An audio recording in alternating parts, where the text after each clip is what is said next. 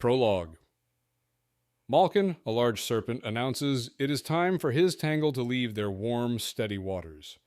Despite some reluctance, others in the tangle, including Shriever, agree to follow him north as some other tangles have already begun their journey. Malkin's urgency stems from ancient knowledge, though his perceptions are unclear due to his liminal state between times. While some serpents, like Caesarea, are hesitant and suggest waiting for a steadier tangle, most decide to follow Malkin. They leave their comfortable home, shedding their old skins as they begin their migration back to the waters of their distant past. In Chapter 1, Kennet and Gankus explore Deception Cove, where Kennet dismisses the idea of the others and searches for treasure. Gankus finds objects, including a glass bauble, which Kennet dismisses. Kennet senses an other's presence and seeks a prophecy, receiving a prediction of success but a warning of dissatisfaction caused by his greed. Kennet mocks the other and leaves, but he begins to doubt his own ambitions. After sending Gankus to return a locket, Kennet narrowly escapes the island's magic and hurries back to the Marietta, which is almost stranded. Kennet triumphs, confident in his ambitions. In Chapter 2, Brashen dreams of a sea serpent and reflects on his troubled past. Althea prepares to confront Captain Kyle Haven on the Vivacia over her demotion and his mismanagement of the voyage.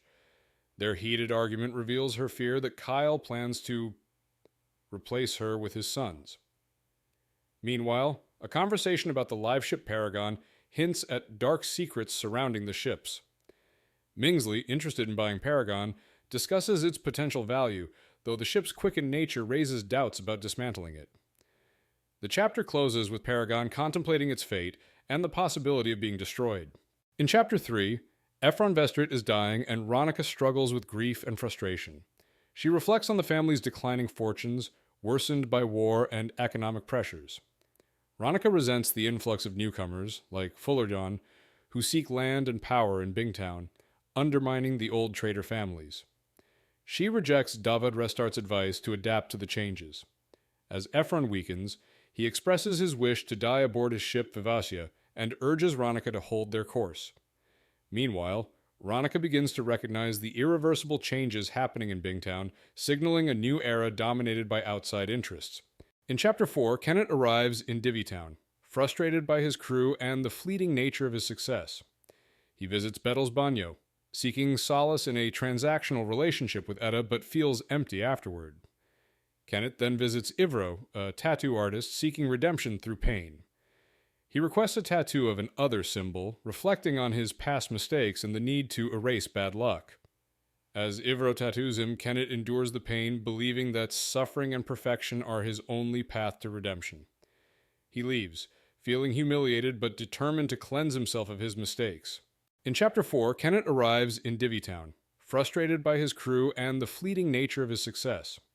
He visits Bettles Banyo, seeking solace in a transactional relationship with Etta but feels empty afterward. Kennet then visits Ivro, a tattoo artist seeking redemption through pain. He requests a tattoo of an other symbol, reflecting on his past mistakes and the need to erase bad luck.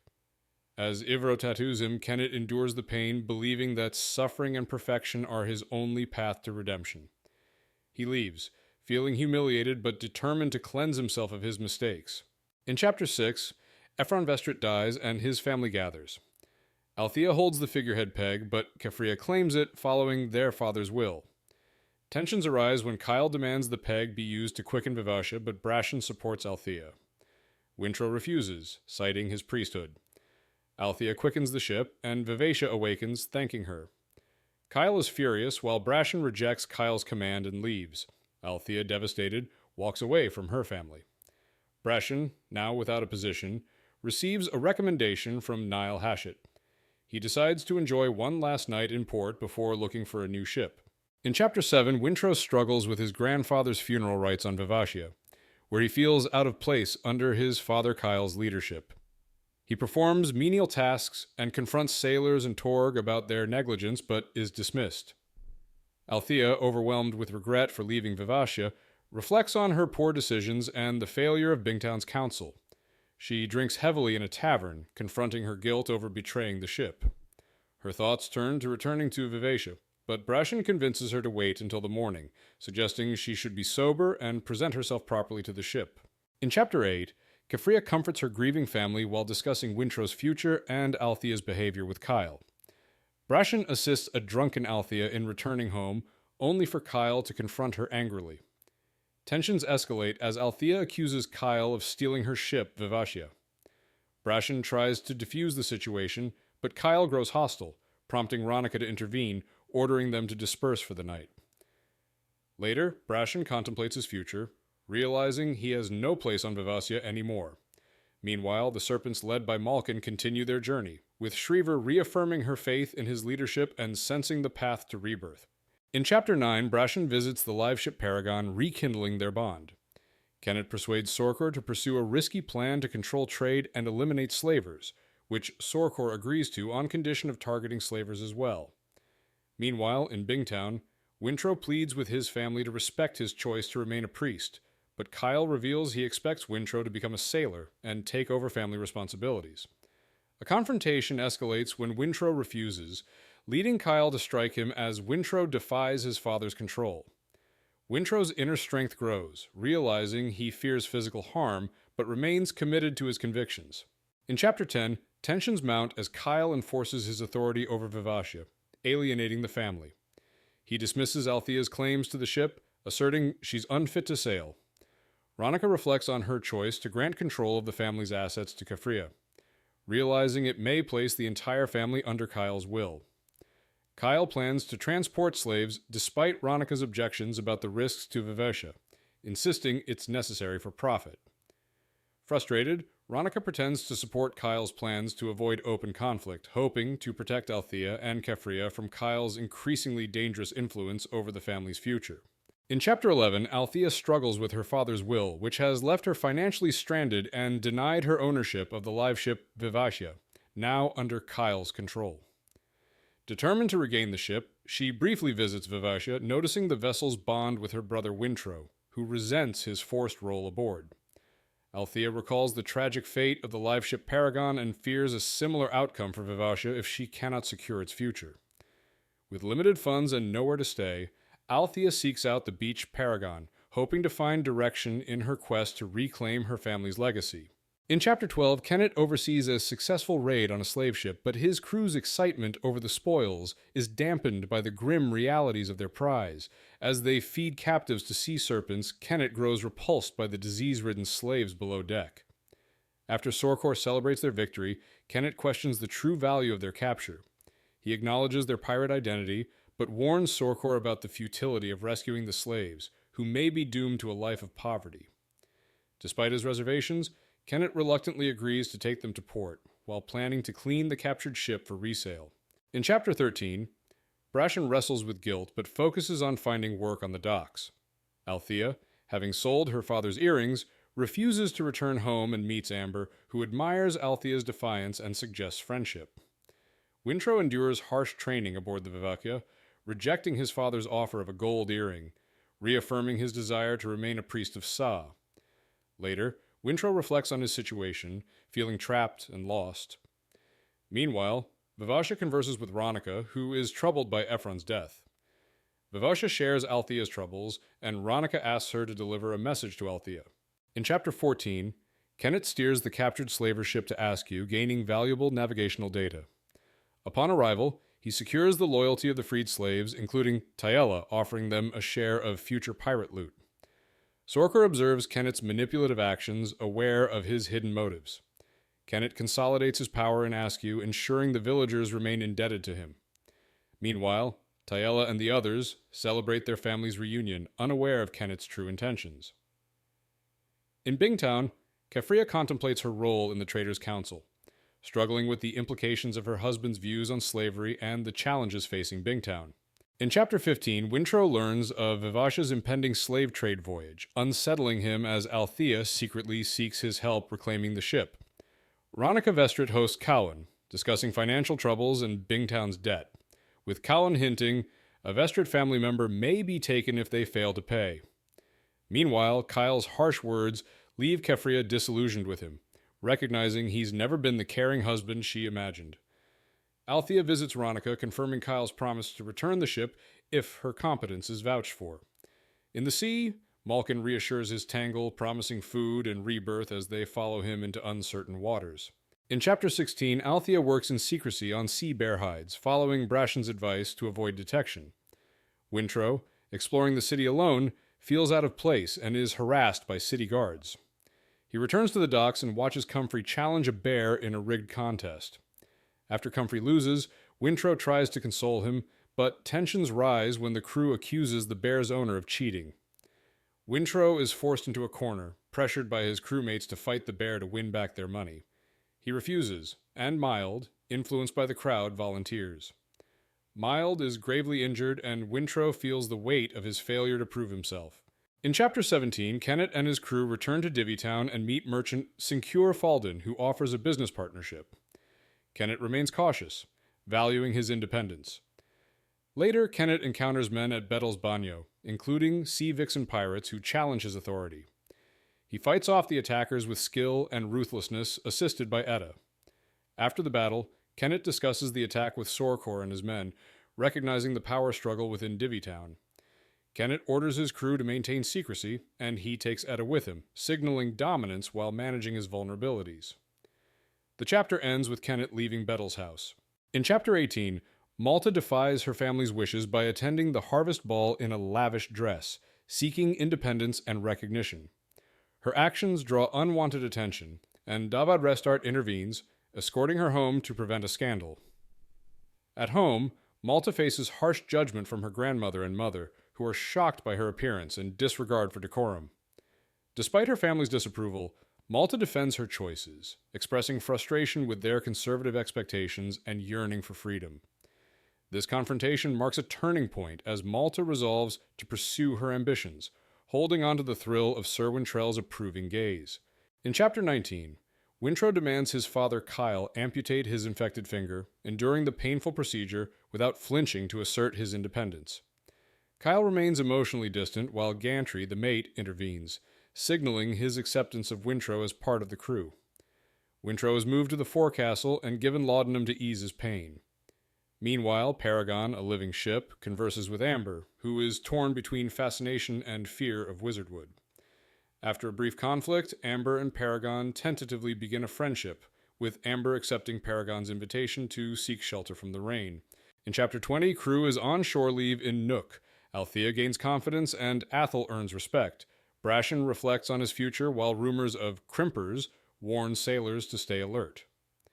Althea and Brashen are ambushed by crimpers in a tavern, escaping after a violent scuffle, though both are injured. Althea helps Brashen back to the ship, where they tend to their wounds and avoid further danger. They share a moment of intimacy, complicating their relationship as they prepare for the next leg of their journey, determined to stay cautious of further threats from crimpers. In Chapter 21, Ronica reflects on her strained relationship with her daughters, particularly Malta, and the looming debt to the Festrus. She realizes that Malta and Selden will eventually bear the burden. Kefria enters, and the two share a quiet conversation, avoiding confrontation but addressing old wounds.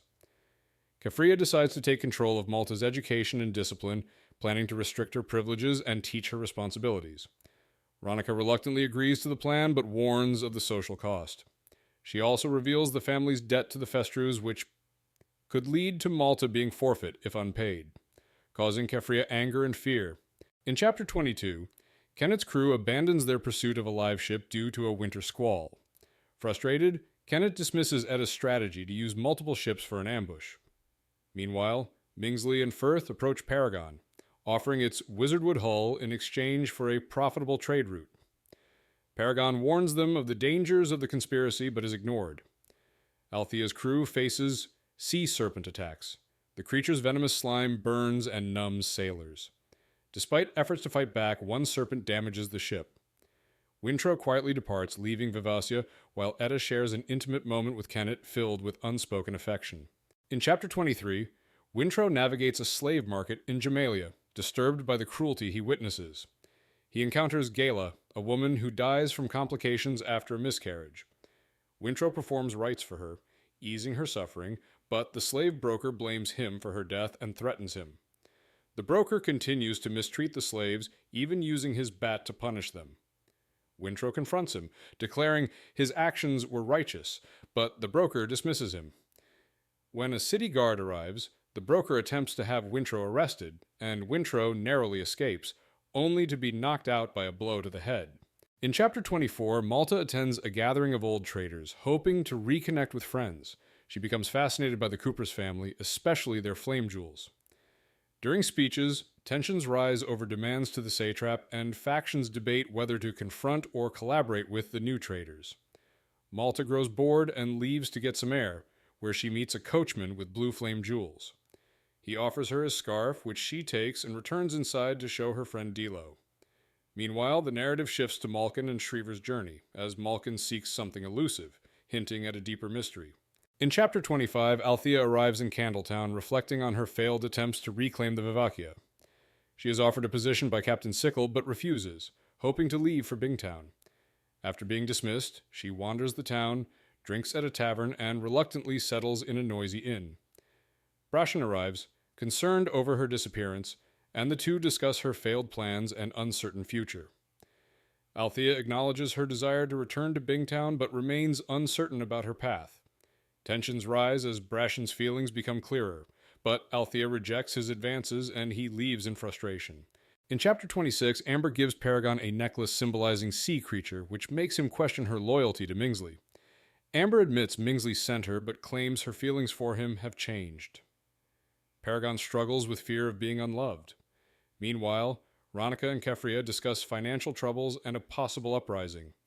Ronica reveals her late husband's efforts to avoid magic-tainted trade. Malta receives a dream box from a Rainwild trader, believing it to be from Serwyn, though it is empty. In a strange dream, Malta is kidnapped, led through a foggy city, and experiences an intense, silent moment with a mysterious man in a tavern. In Chapter 27, Kenneth struggles with the aftermath of losing his leg, feeling helpless and vulnerable. Ed attends to him, revealing that she interrogated the prisoners and learned about 2 live ships, including the Vivacia, a newly quickened ship. Kenneth is frustrated with the misinformation, but appreciates her efforts despite their tensions. He tries to maintain control, but his pain overwhelms him. When the prisoner, Captain Reft, is brought before him, Kenneth dismisses him after realizing he lied. Exhausted, Kenneth falls asleep, comforted by Edda's warmth as the crew continues preparing for their next move. In Chapter 28, Vicissitudes, Wintrow, branded with the satrap's sigil, resigns himself to his fate as a slave. He reflects on his mistakes and feels betrayed. Vivacia mourns in the harbor, while Althea convinces Captain Tenira to hire her aboard the Ophelia as a ship's boy. Brashen negotiates a mate's role on the Springave. Wintrow is auctioned, and his skills in stained glass are noted, but he's dismissed as too full of himself. His father Kyle eventually buys him for 7 silvers. Wintrow's hopes of reconciliation are dashed when his father shows little interest and he is branded as a slave. In Chapter 29, Malta's family becomes anxious over the missing dream box, with her mother suspecting it was stolen. Malta denies taking it, and her grandmother pressures her to confess, threatening their family's reputation. Malta accuses her grandmother of manipulation and decides to lie about the box to avoid further conflict. Meanwhile, Amber offers to buy Paragon a live ship, but he rejects her, wanting to be sailed, not a trophy. Kenneth, after discussing plans with Sorkor, decides to pursue a live ship despite Sorkor's reluctance. Kenneth's plea for help to seize the live ship becomes a turning point in their partnership. In Chapter 30, Defiance and Alliance, Vivacia feels the suffering of the slaves aboard, sharing their pain with Wintrow, who is chained below deck and resentful of his father's treatment. Meanwhile, Kefria and Ronica prepare for a visit from the Festrus. Tensions arise when Gianni Kupris proposes a marriage contract between her son, Rain, and Malta, who is only 13. After an uncomfortable discussion, the women reach a compromise. Johnny will accept gold instead of the marriage contract, and Malta's future remains uncertain. A conditional courtship with strict boundaries is agreed upon as a way to move forward. In Chapter 31, Wintrow struggles with his bond to Vivacia and his desire for freedom, clashing with his father Kyle, who violently lashes out at him. Vivacia experiences pain and fragmented memories, while a serpent follows the ship.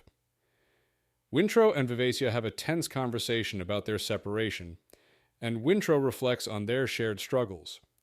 Meanwhile, Althea plays a game with Ophelia, revealing her true identity as a Vestrit. Ophelia sympathizes with Althea's past and promises to help her return to Vivacia. sharing the Liveship's pact to support each other in times of need. In Chapter 32, Wintrow helps a dying man aboard Vivacia, requesting he be brought above deck. Though Gantry hesitates, Vivacia intervenes. While Wintrow and Gantry enter the slave hold, a priest slave, Saadar, throws a lantern at Gantry, knocking him unconscious. Chaos erupts and Gantry is killed.